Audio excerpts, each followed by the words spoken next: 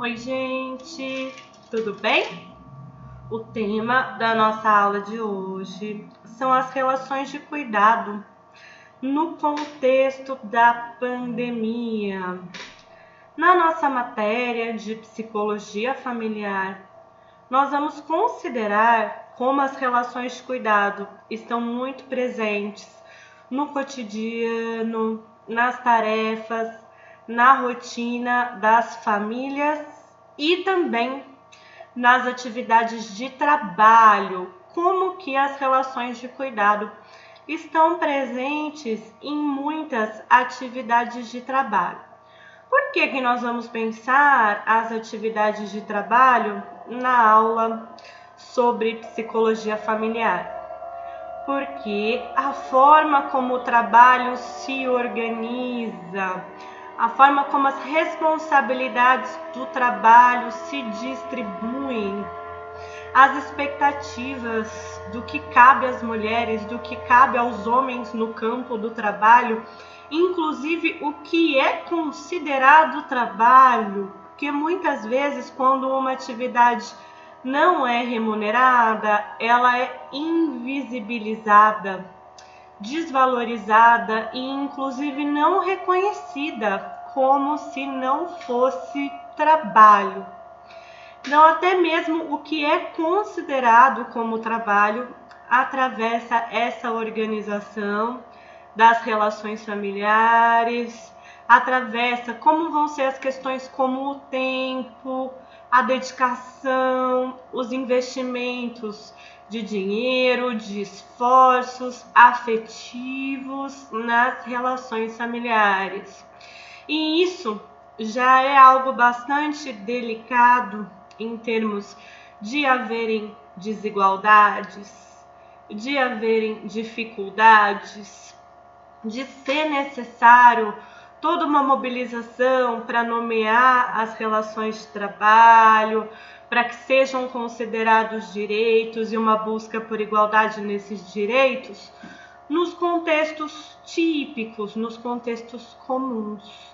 Num contexto de pandemia, isso se torna ainda mais evidente. Por isso, eu escolho começar a nossa aula de hoje com três notícias desse contexto da pandemia, três notícias que envolvem de alguma forma as relações de cuidado, ok? A primeira delas é de um ano atrás, março de 2020, faz um ano agora em março, que a primeira morte em decorrência do coronavírus aconteceu aqui no Brasil. E como foi a primeira morte em decorrência do coronavírus?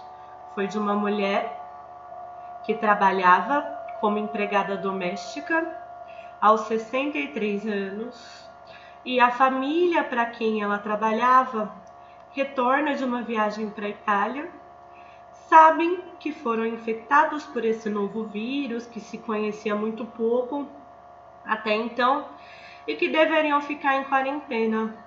Mas essa informação não é passada para a pessoa que trabalha na casa, que realiza os trabalhos de atividades domésticas na casa. Então, a primeira vítima fatal da Covid-19 no estado do Rio de Janeiro foi Cleonice Gonçalves, que tinha 63 anos, empregada doméstica que foi infectada pelos padrões que retornaram da Itália.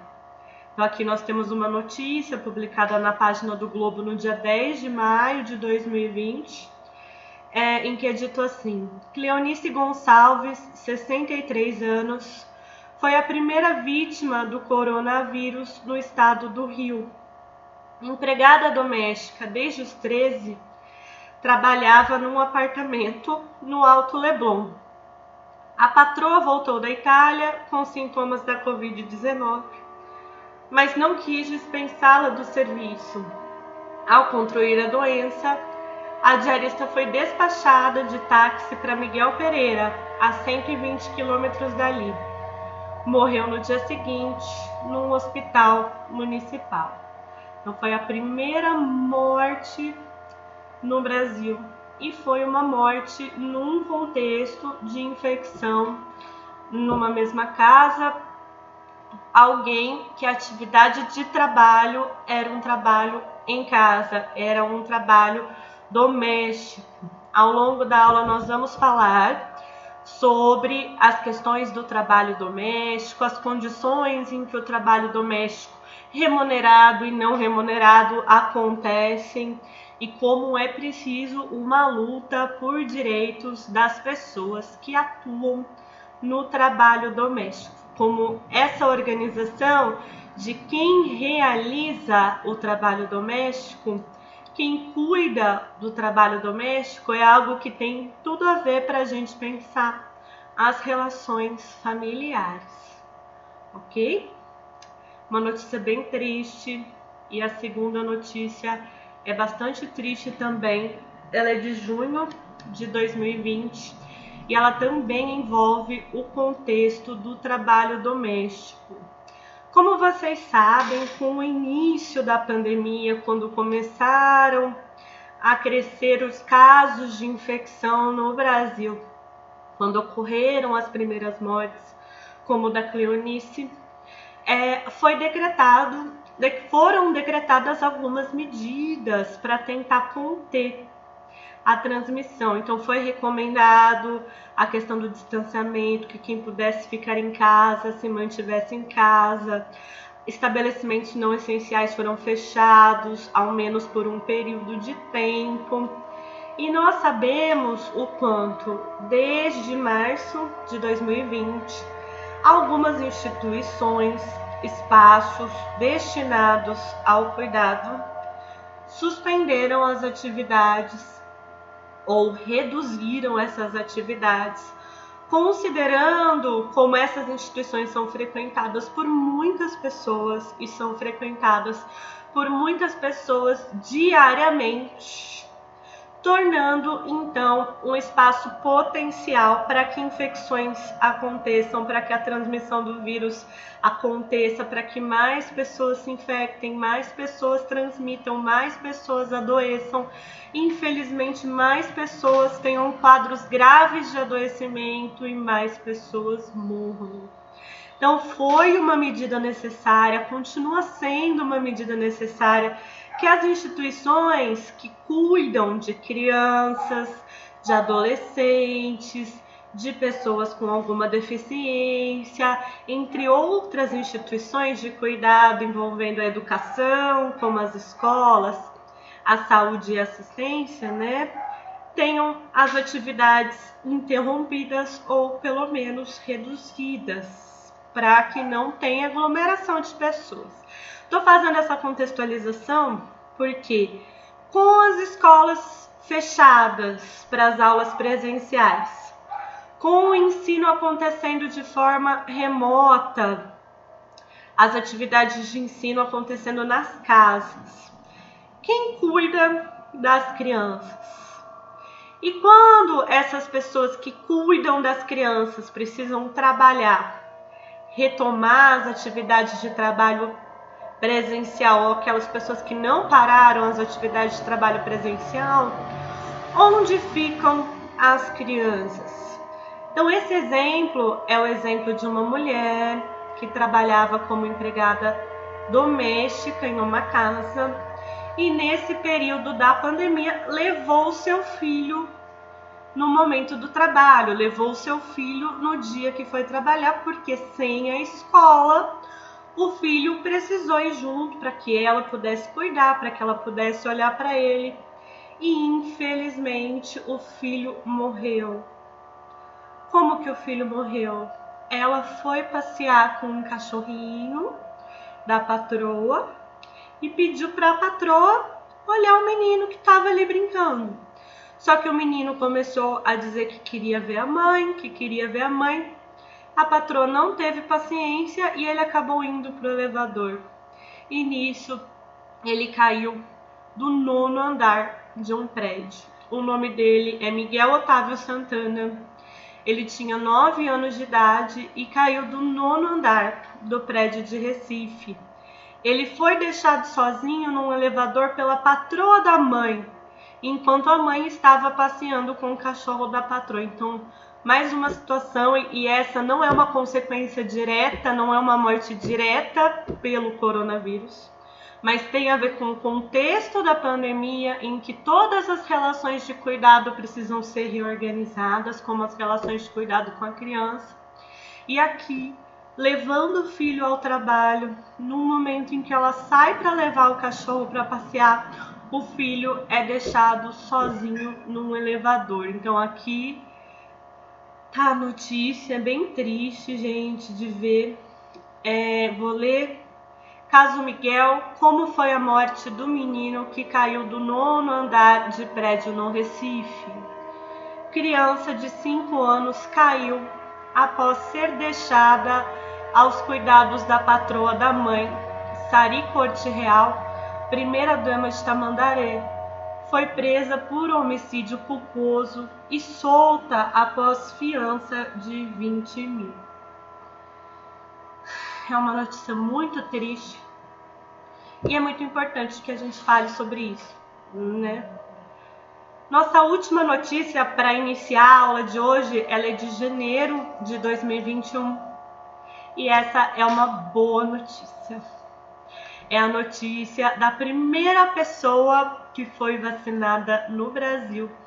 E a primeira pessoa que foi vacinada no Brasil foi a enfermeira Mônica Calazans, primeira a tomar a vacina. E não nesse momento tão marcante, tão especial, tão representativo, né, foi escolhida uma mulher negra e profissional da saúde. Por quê? Porque entre profissionais da saúde que estão na linha de frente, as mulheres são a maioria. E entre profissionais da saúde que estão na linha de frente, as mulheres negras são as que estão em condições de maior vulnerabilidade e infecção. Maior vulnerabilidade à infecção, às infecções, foi o maior número de mortes, foi o das pessoas negras, entre as pessoas no geral e entre as que foram internadas nas UTIs. Então a escolha de alguém que é profissional da saúde mostra essa grande importância de profissionais da linha de frente no combate à pandemia. A escolha de ser uma mulher significa que as mulheres são a maioria na linha de frente no combate à pandemia e de ser uma pessoa negra também. Além disso, ela tem a mãe idosa de 72 anos de idade que depende dos cuidados dela. Então, como muitas das pessoas e muitas das mulheres hoje no contexto da pandemia, ela é responsável pelo cuidado de alguém. Então, ela é uma trabalhadora da saúde, está na linha de frente, é uma profissional na linha de frente e ao chegar em casa precisa tomar uma série de cuidados com medo, preocupada, tensa para não infectar a mãe, que depende dos cuidados dela. Ela é filha de uma mãe idosa com 72 anos que depende de seus cuidados, como eu falei anteriormente, e aqui está a imagem da Mônica Calazans com a carteirinha de vacinação, o que é uma emoção gigante, né? Um avanço. A gente sabe como tá difícil a campanha de vacinação no Brasil, mas o fato de haver vacina, de haver esse avanço científico, esse avanço na promoção de saúde, é algo fundamental, né? Hoje é um dia especial, tá gravando a aula hoje, porque hoje foi o dia que a minha mãe tomou a segunda dose da vacina, né? E eu espero que essa emoção chegue a todos vocês, né? De ter nossos familiares, nossas pessoas amadas, nossas pessoas próximas e todas as pessoas possíveis ao nosso redor. Quanto mais pessoas, o mais rápido possível vacinadas, para que a gente possa lutar contra esse contexto de pandemia que está tão triste, tão difícil e é tão importante. que a gente fale sobre isso. Então, eu queria começar a aula com essas 3 notícias, né? Começar a aula com a questão da vacinação, que a primeira pessoa vacinada foi uma pessoa da linha de frente. Então, antes da gente continuar a nossa aula, eu gostaria que vocês assistissem esse documentário que chama Na Linha de Frente e é sobre profissionais que atuam diretamente no cuidado à pandemia do coronavírus, diretamente com pacientes infectados, com pacientes adoecidos, diretamente nos serviços de saúde, diretamente no cuidado com as pessoas, como tem sido, né? E esse documentário ele foi gravado no final do ano passado e é até triste imaginar que várias coisas eles falavam no passado, na pandemia foi, no início da pandemia foi, no momento mais difícil da pandemia foi, falando no passado, e a gente sabe o quanto hoje, em março de 2021, está longe de ser passado o pior momento da pandemia. Então, esses profissionais que passaram um ano muito pesado, muito difícil, muito desafiante, muito exigente profissionalmente, pessoalmente, emocionalmente, em termos de saúde, em termos de medo, em termos de exposição, continua muito difícil e continua com uma série de desafios, de restrições, de condições precárias. Então, antes da gente seguir com a nossa aula, eu quero que vocês assistam esse documentário falando da experiência de profissionais que atuam na linha de frente do combate à pandemia do coronavírus. Ok?